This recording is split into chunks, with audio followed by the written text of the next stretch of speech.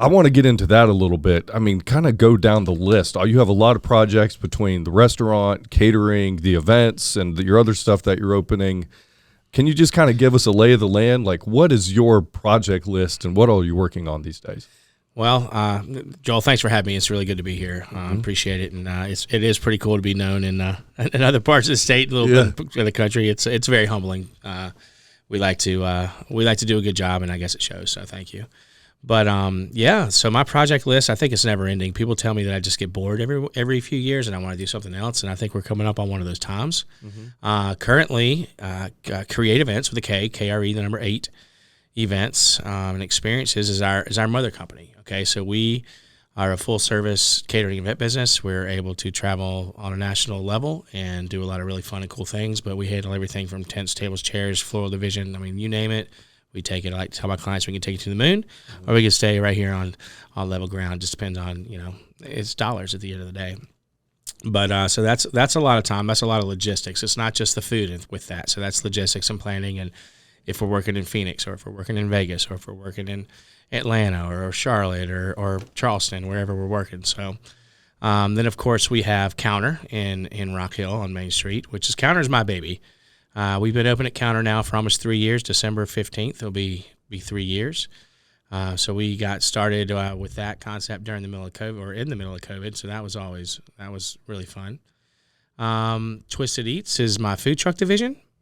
Twisted Eats got started back in 2015.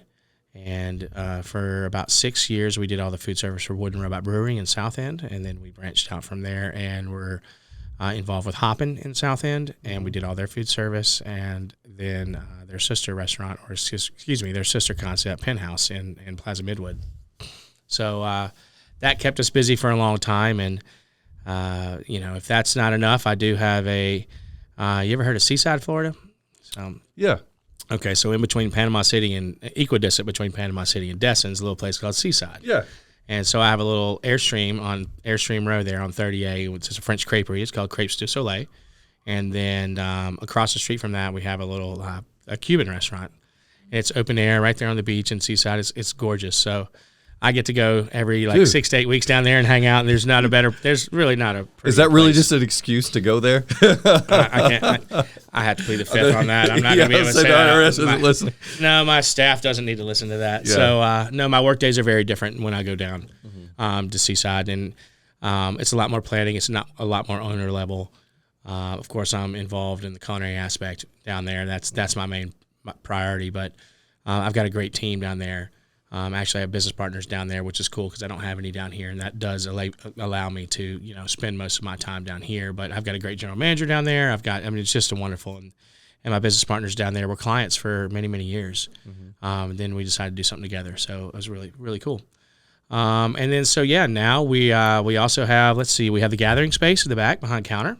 So that's 6,500 square feet of fun and funky events that we do on site, and we like to host a lot of corporate events, weddings, and lunches, dinners, and holiday parties, Christmas parties there.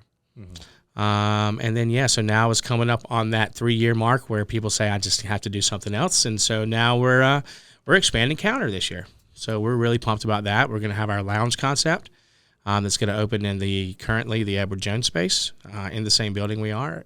And then we're going to go upstairs and we're going to create a speakeasy upstairs, and that's going to be called Elsie's. And Elsie is my 98-year-old grandmother.